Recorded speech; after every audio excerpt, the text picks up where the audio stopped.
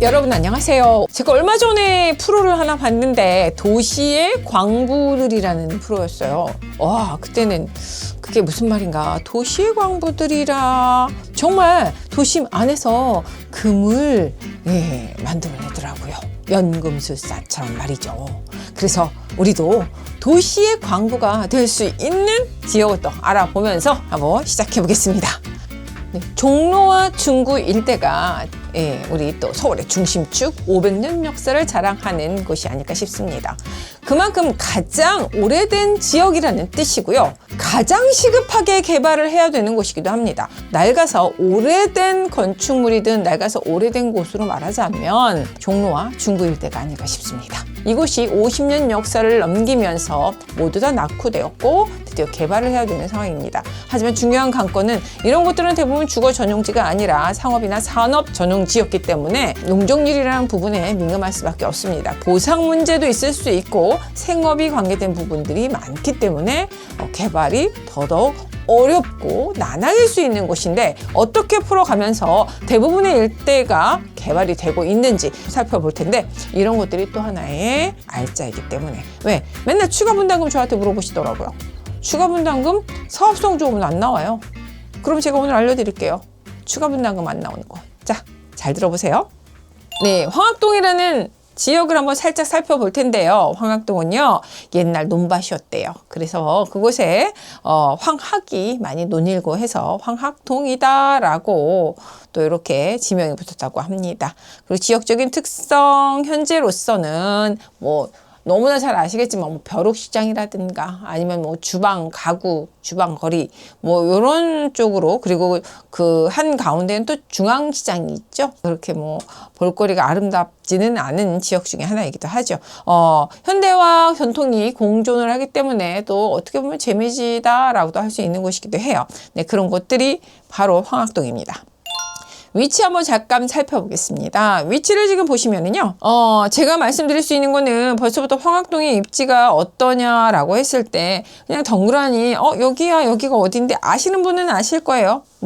황학동 너무 많이들 다녀보셨으니까. 서울 전체에는 바로 한강이 있었다고 하면은요, 중구 중심축에는 말입니다, 청계천을 따라서 그 라인들이 가장 핫하고 중심축이고 번화하게 발달되어 있는 상업시설과 업무시설들이 존재하고 있다라는 것들을 살펴볼게요. 그 중에 하나가 바로 DDP라고 해서 동대문이 어디입니까? 예, 동대문 DDP 여기 있네요. 그죠? 그리고 여러분, 그 아래로 혹시 신당동 떡볶이집 많이들 다녀보셨나요? 지금은 없어졌지만 멋있는 DJ 오빠가 신청곡을 드리면 또 이렇게 또 틀어주고 했던 곳인데, 그 너머로 또 우리 밀레오레나 두타 한 번쯤은 다 가보셨을 텐데요. 바로 그런 또 옷 패션의 거리가 존재하는 곳이죠. 광해시장, 광장시장, 방산시장, 이런 것들은 또 외국인들이 많이 찾고 마약김밥이니 해서, 그리고 탕탕이 맛있잖아요. 빈대떡도 맛있고. 그런 바로 유명한, 어떻게 보면 트렌디한 거리. 그래서 우리나라에 외국인들이 처음에 입국하게 되면 관광객들이 거의 80% 이상이 서울을 찾고요. 서울 안에서도 이 종로와 중구 일대를 방문한다고 합니다. 청계천 하면은 예전에는 아주 많은 차량과 그리고 주변에 또 필동이나 이런 곳에서 인쇄물이라든가 이런 것들을 나르기 위해서 오토바이들이 얼마나 다녔습니까? 3륜차도 그렇고요. 위험해서 근처도 못 갔죠. 무섭기도 하고. 지금은 이렇게 낭만의 거리로 변모했습니다. 2005년 9월에 준공이 돼가지고 한 5.84km가 굉장히 아름다운 거리로, 지금 이곳은 서울의 핵심 지로서, 그리고 친환경적이고 인간 중심적이라고 하는 핫플레이스로서 서울의 위상을 다시 한번 높여갈 수 있었다. 청계천 일대에는 관광특구라고 할 수 있는 모든 지역들이 있고요. 이 청계천을 따라서 갔을 때 좋은 능이든 아니면은 궁이든 아니면은 뭐 광장시장이든 뭐 어디든 다 갈 수가 있잖아요. 그래서 이 인근은 살아있는 박물관이다라고 할 수 있을 정도로 상당히 현대 문물과 고전이 함께 공존하는 중요한 곳인 건 맞습니다.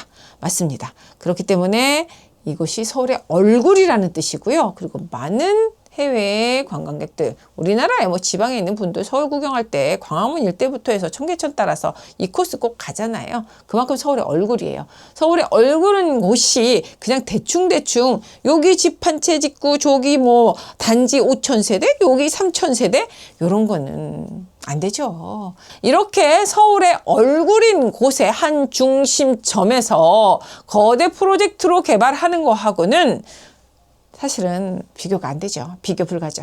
현재 황학동은요, 지금 보시는 것처럼 이렇게 한산한 분위기예요. 그리고 요즘 가구들 잘 안 쓰지 않습니까? 예전에는 참 우리 결혼할 때, 뭐 혼수 장만할 때 막 가구들 뭐 장롱 뭐 이런 것들도 좀 마련하고 막 그러는데, 요즘에는요 사실 그런 것보다는 다들 맞춤형으로 좀 들어가지 않습니까? 벽과 벽을 이용해서 북박이라고 하죠. 그런 식으로 하기 때문에 어떤 가구의 쓰임새가 적어진 것 같아요. 많은 가구를 놓기보다는 널찍널찍한 공간으로. 특히나 황학동 일대에는요, 대부분이 업력이 50년 이상이 됩니다. 그러다 보니 오래되었고, 그리고 그동안은 쉽게 개발을 하기가 어려웠죠. 그 이유인 즉슨 당시에는 가장 번화하게 잘 영업이 되던 곳이었기 때문에, 웬만한 중소기업 수준의 영업력을 가지고 있는 규모였기 때문에 그곳을 개발한다는 건 말이 되질 않았어요. 그 엔데믹 이후에 변화가 컸습니다. 이 온라인화는요, 우리가 모든 강의도 그렇고, 사실 저희도 그렇습니다. 오프라인 강의들 뭐 많이 예전에는 했었는데 요즘에 거의 안 하잖아요. 그것도 하나의 줌으로 해서 온라인 강의도 하기 시작하고, 저희뿐만 아니라 다른 산업에도 미치게 되면서, 하다못해 이제는 이케아조차도 적자를 낸다고 합니다. 스스로 다 이렇게 조립하고 하는 것들이 너무 또 번잡하고 제대로 되지 않았을 때는 금방 무너졌어요. 저도 그런 경험이 있습니다. 이케아에서. 산업의 구조와 변화 상황 속에서 이것은 점점 쇠퇴해 가고 있다. 그것은 결국 공동화 현상이 일어나게 되고 결국에는 새롭게 단장하지 않으면 안 된다. 이 노른자의 땅을 그대로 방치해서는 안 된다라는 것은 당연한 일입니다. 특히나 어떤 재개발에 있어서의 우리 요건도 중요하죠. 근데 사실 종로 일대나 중구 일대의 재개발 요건이 되느냐 안 되느냐를 우리가 알아보는 거 좀 웃긴 일이에요. 이보다 못한, 지금 뒤에 정말 한참 늦게 개발된 강남권도 무슨 개발을 한다고 노도가 얼마나 전년에 하면서 모아타운 선정해줬네 뭐 이런 얘기들 나오지 않습니까?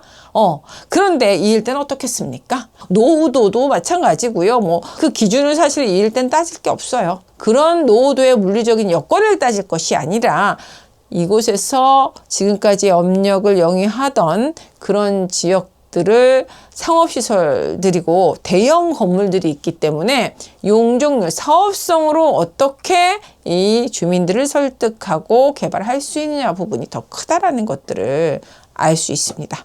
지금이 핵심입니다. 한번 정리를 한번 해드릴게요. 자, 지금 구역도를 한번 보시면은 훨씬 더 정리가 잘 될 거예요.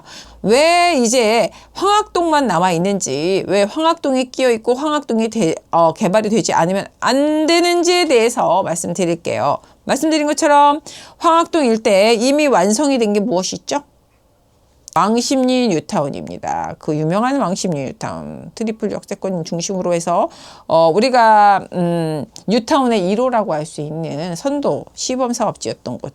황학동의 동쪽은 이미 완성이 됐다. 그뿐이 아니라 이 넘어서 보시면은 예정지구라고 하는 동대문 일대에도 디지털 플라자랑 해가지고 DDP 일부 지역들 여기도 개발이 잡혀 있습니다. 이미 관광 특구이긴 하지만 이 아랫동네 광희동 일대랑 해가지고 여기도 정비구역으로 들어가 있고요.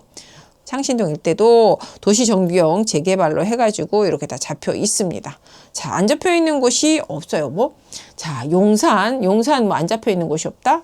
여기는 더합니다. 신당동은 지금 우리가 2호선과 6호선의 더블 역세권인데 굉장히 중요하죠. 신당동은 14구역 그 다음에 뭐 13구역 해가지고 그 일대 개발이 상당히 많이 잡혀 있고 관심도 갖고 있으시리라 믿습니다. 신당동 일대가 재개발 안 하는 곳이 없다고 하는 건 당연한 거예요. 왜냐면은 어차피 이 종로 중구 일대는요, 다 노후화가 거의 만점에 가깝게 다 요건이 되기 때문에 안 될 수가 없다. 그런데 지금 신당동 아래 하단 쪽으로는 이제 주택지들이 많다 보니까 이렇게 주택 재개발이잖아요. 들어서고 있지만 이 상단 쪽은요, 그냥 단순한 우리가 그냥 잠자고 생활하는 보금자리 주택 아파트 단지로 형성해서 건축하고 세워지는 것이 아니라 이곳은 바로 서울의 중심 얼굴이기 때문에 어마어마한 프로젝트로 개발을 해야 된다는 것이죠.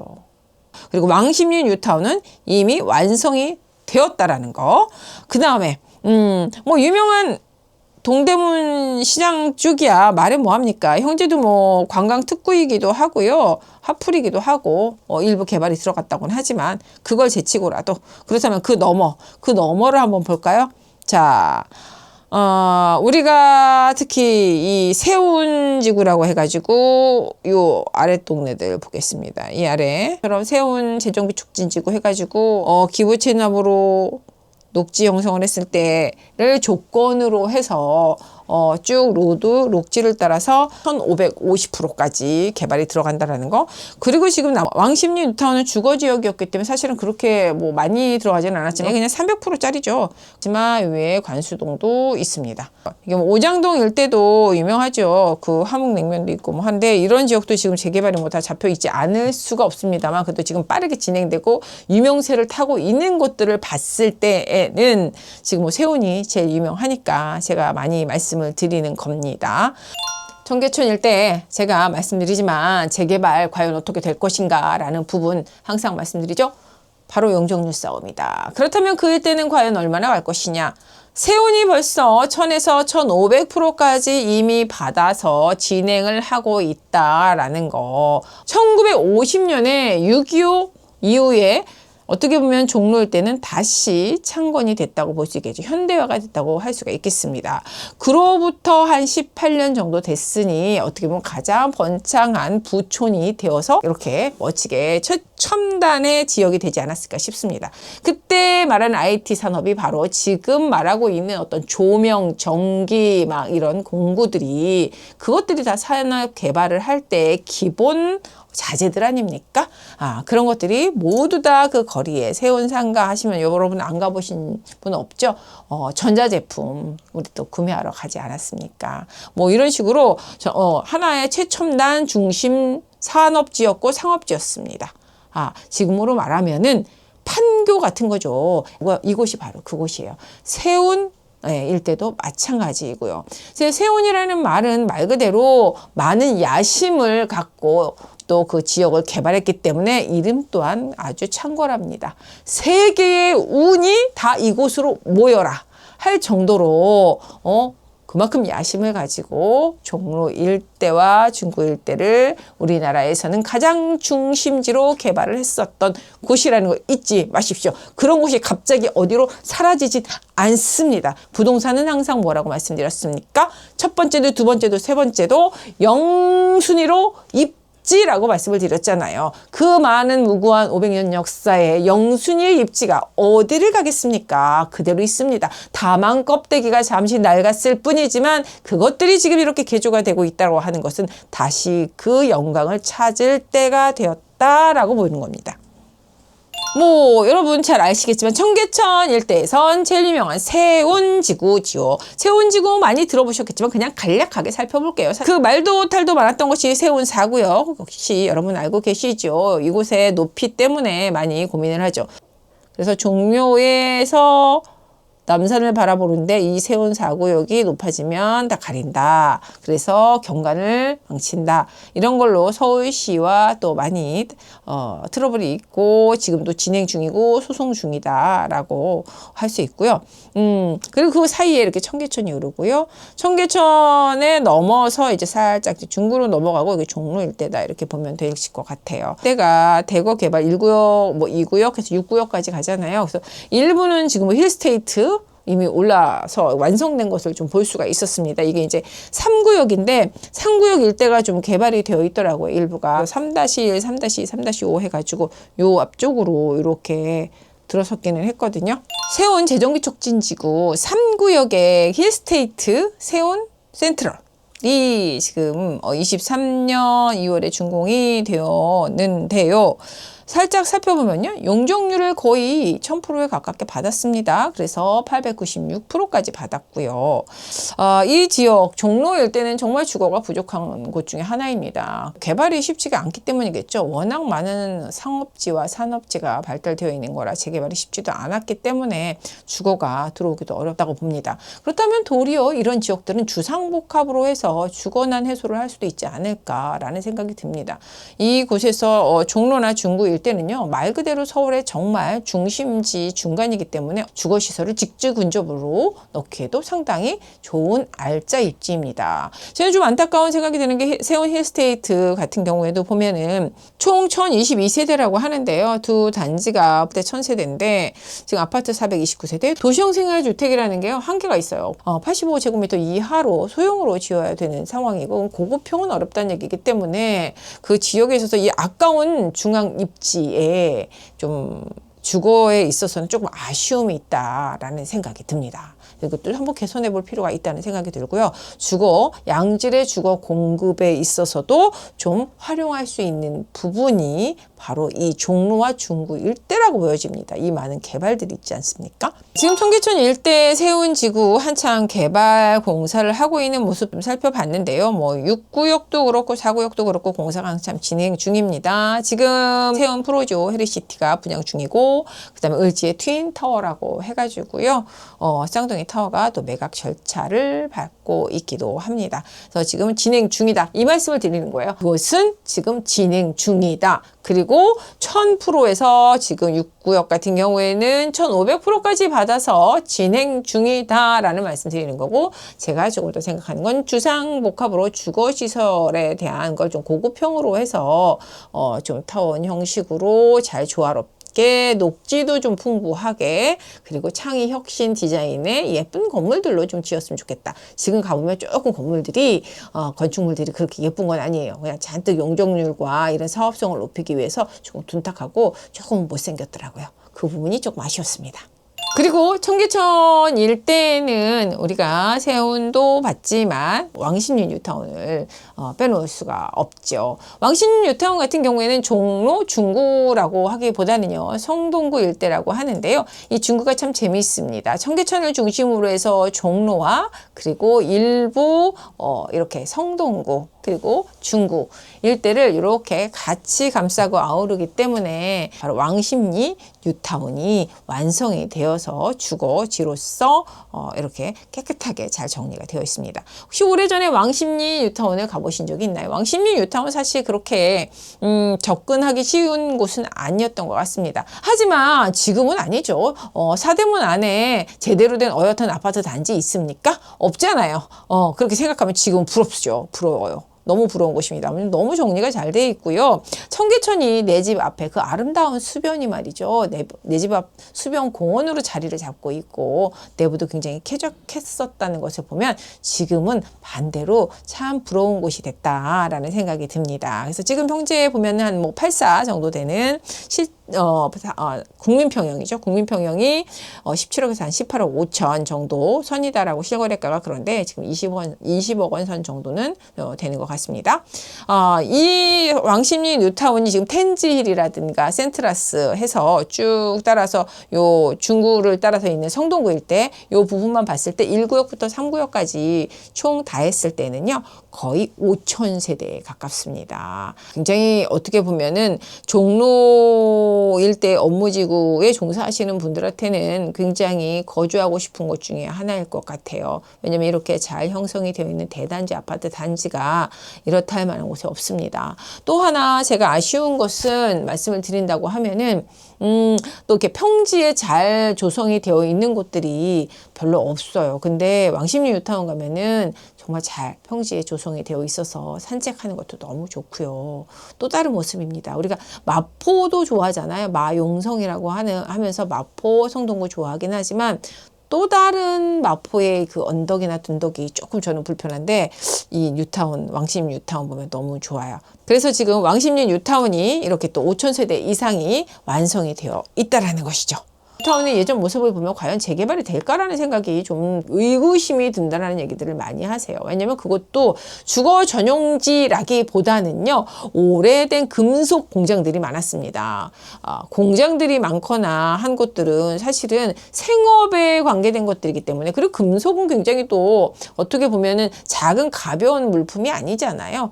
소매 물품도 아니고, 그렇기 때문에 개발을 한다는 것이 사실 결코 쉬운 것은 아니었어요. 그런 곳이 이렇게 됐다라는 것들을 한번 우리가 눈여겨볼 만합니다.